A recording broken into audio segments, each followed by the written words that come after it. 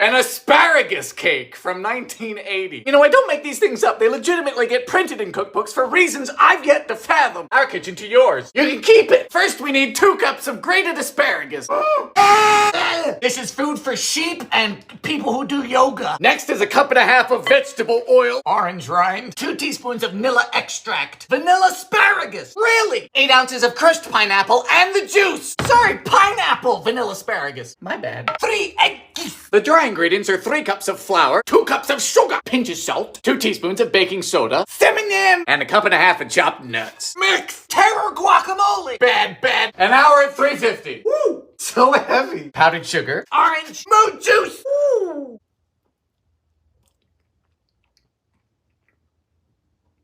Woo! So it's a nice moist cake, but it's flavored like the underneath of a lawnmower. It's earthy. It's not quite right. Boiled cookies from 1953. Now these were called boiled cookies because you boiled the ingredients. The 50s was a time of blossoming creativity. Today they are known as no-bakes, which is also the drug testing policy of anyone employed by the government. First up, we need a skillet. Do you all call this a frying pan or a skillet? I call it Steve. In goes a 1/2 cup of butter. 2 cups of sugar. Calories don't count on Christmas. 1/2 cup of mood juice. Yes, you can put liquid in dry measures. Volume doesn't change. Fight me. 3 tablespoons of potted cocoa. Now we bring this to the boil and then let it boil for precisely 1 minute. Fire! You've never been there, have you? New positions are fun. It's boiling. Beep. Done! Now we remove from heat and quickly add in 1 cup of peanut butter, a bit of vanilla, and 3 cups of quick oats.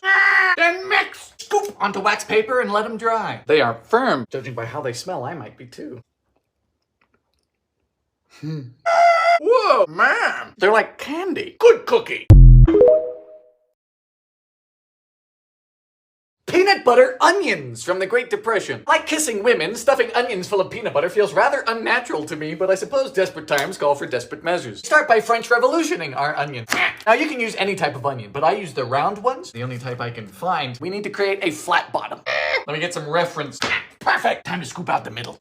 Oh, boy, this onion's strong. A military grade. God damn. Woo! Okay, now that we have a hole in our onion and we look like we've just come from a wake, we need to stuff it. For that, we need a 1/4 cup of peanut butter, mixed with 1/2 as much breadcrumbs. Why? I suppose it is called the Great Depression for a reason. You know, I don't typically stuff vegetables. Mix! Much prefer stuffing fruit. Do we really just bake this? We do. $3.75 for an hour. A presentable dish. Honey, this has a face made for radio. Closed casket funeral.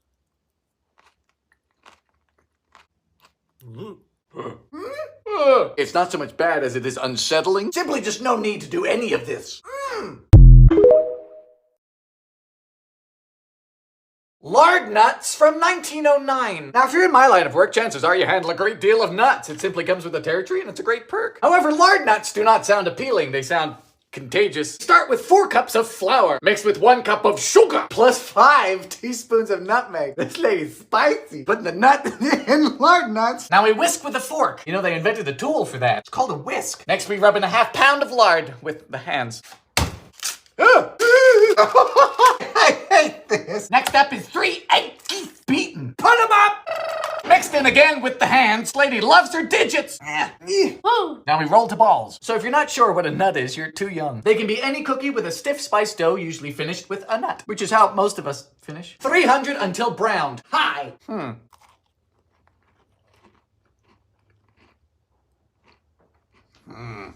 They taste a bit like mothballs or like an old handkerchief. A Jell-O poke cake from 79. So there's 2 crazy things about this cake. One being, well, it's a cake with Jell-O set inside of it. Second being, it's found in my new cookbook, Baking Yesteryear, coming out this July everywhere books are sold. What? Yeah, this is not a joke. This is a book announcement. You should pre-order. Start with 3/4 cup of vegetable oil, 1.5 cups of sugar, 4 eggs. Oh, the nerve! I know what I'm doing. I have a cookbook. Whisk. Dry ingredients are 2 1/4 cups of flour, pinch of salt, a teaspoon of floof powder. Then we alternate mixing dry to wet with a cup of mood juice. Done! Then into a 9x13, 350 for about a 1/2 hour. Then over 3 ounces of any flavored Jell-O goes a cup of boiling water. This is the first time I'm using raspberry. So it's been an hour and both of these have cooled down, so now we stab. But you never stabbed a cake before. Here we go. To the fridge. Good morning. Top with whipped cream. Oh, that's a darn good cake. Bacon grease chocolate chip cookies from 53. Now I don't need to tell you how much we love bacon, and when it's cooked, it renders out a fair bit of liquid gold, which theoretically can be used in baking just like butter. Start by frying a pound of bacon. Bacon is always a good idea. Fire! Just like pre-ordering my new cookbook, Baking Yesteryear. Hi, bacon. Was that too forward? Sorry, I'm just excited.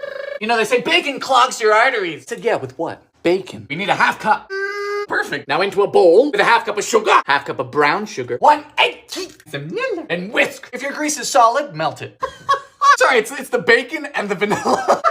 The dry ingredients, we just need 2 cups of flour, 3/4 of a teaspoon of baking soda. Then we bring it all together with a big cup of chalky chips. We can add moo juice if it's too dry. Oh, this is good. Chill. 350 for around 12 minutes. You smell amazing.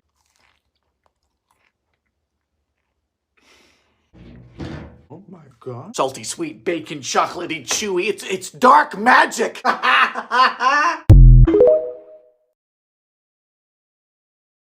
A trench cake from World War I. In the Great War, people dug holes and threw things at each other. It's a bit like a children's sandbox, just with an abundance of missing limbs. Start with 8 ounces of flour, to which we rub in 4 ounces of margarine. Ugh. To be fair, my only real issue with margarine is its existence. Also, do notice how we don't mix cakes like this anymore, because we're no longer daft. In goes 3 ounces of brown sugar, followed by 2 teaspoons of cocoa. Ah, yes. The LaCroix method of adding flavor. Just enough to make you realize what you don't have. Half teaspoon of nutmeg, and ginger, plus 3 ounces of currants. Ounces are my least favorite unit, unlike my cookbook, which is an absolute unit. Finally, we need a 1/4 pint of moo juice.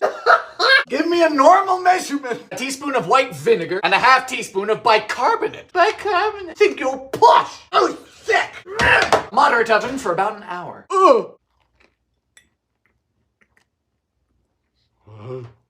It's not awful, but it is sad. If someone said that to me in the trenches, I would give up. Snickerdoodles from 1918. No, I have never had these. You must remember, I'm not an American. I am a Bermudian, and we grew up with things like party rings and custard creams. Until yesterday, I thought a snickerdoodle was a dog. Start with a cup of shortening. In goes a pinch of salt and a cup and a half of sugar. Cream.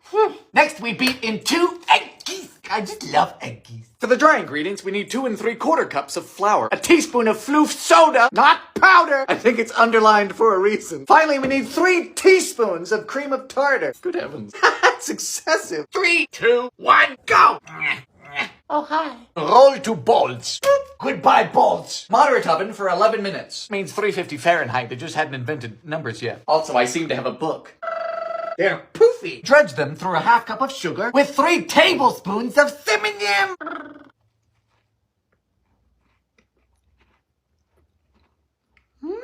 Pillowy. They're like sugar cookies, but comfier. Very good. A dirt cake from 89. There are gummy worms. Start with 2 small packs of vanilla pudding. Get it! Plus 3 cups of moo juice. Step 1 is to beat together 8 ounces of cream cheese and a half cup of butter. What do you mean, step 1? What about this? Is the pudding related, or did you just want a snack? In goes a cup and a half of powdered sugar. So we're making cream cheese frosting. We don't have a cake, but don't worry, we have pudding. Next, we fold in a tub of Cool Whip. Okay, we no longer have frosting. Next, we fold in the pudding. Now we no longer have pudding or frosting. We have, well, actually, I don't know what this is. Now we need a pack of Oreos. Oh, for f***'s sake. Don't worry, we don't get to enjoy them. They just get a summary execution. Downshift. Assemble in layers. Oh. Finally, we half bury the worms. Sentences that should never be in a cookbook. I mean, come on, really? It's just American. Chill. While you wait, you can pre-order my cookbook, Baking Yesteryear. That's sugar. This will make kids go feral. Little Johnny's gonna put his tricycle in the Indy 500. It's actually really good.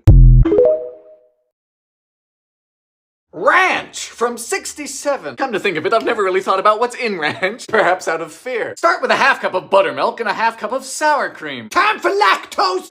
You know, I once watched a friend of mine eat a whole bottle of ranch with his pizza. Yeah, he's in prison now. Next up, a half cup of mayonnaise. A half teaspoon of garlic powder, onion powder, and pepper. 3, 2, 1. 2 tablespoons of dried parsley.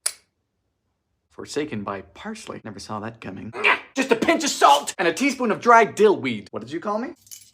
Oh, for Mix to the fridge. Psst, you want a sneak peek at my cookbook? That's it. Now that it's rested, we can serve. Suppose it was too tired before. That's good. No joke, that's great. One sec. I think you'd like this. Ranch, baby. Irish soda bread from 1909. So you want bread and you want it now. Well, this is the loaf for you. We start with 4 cups of flour in a sifter. Come on, Frank, you lazy fish. Woo, get in. Next up, a heaping teaspoon of baking soda. Floof soda, you were made for this. And a teaspoon of salt. Yes, this is a sifter. This is a sieve, and I am pedantic. Next in, 2 cups of buttermilk. Now, if you don't have buttermilk, you could always go to the store. That's how stores work. I'm serious, don't disrespect the Irish. They can be mean. To mix, we must only use our hands. Don't worry, my hands are the only touch I know. Come on. Hello. Skillet. Flour. Then we bless the loaf. What do you mean? Did it sneeze? We just cut it. Now into a hot oven for 45 to 55 minutes. That's 400 degrees Fahrenheit. Whoa, look at that. Now we let it cool. If you don't have my cookbook, you could always use a cooling rack.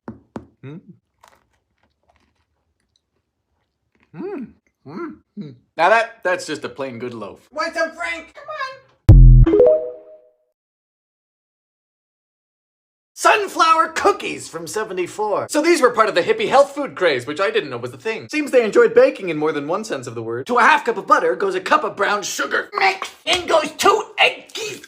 Half a cup of flour, a teaspoon of floof powder, and half a cup of wheat germ. Oh no. Move, Hollis. What's wheat germ? Nothing good. It has the pleasant taste of wood chips. Earthen. Yeah. Or let the set get all nice and miserable. The wheat germ just needs to swell up like an infection. Soaks up the butter and everyone's happiness. Next is 1.5 cups of shelled sunflower seeds. This is just bird seed. Food of the birds. Avian. Oh no. Do you have friends? Are they birds? Make this for them. Their little bird beaks and bird mouths will love it. Half cup of pumpkin seeds. Don't even chop them. No. Yeah, they let their bird stomachs digest it. Feathery freaks. $3.50 for about 12 minutes. Now they can smell it. You know what birds can't do? Read my cookbook, as far as we know. These taste like a damp park bench. Sorry, hippies, I'm with Nixon on this one.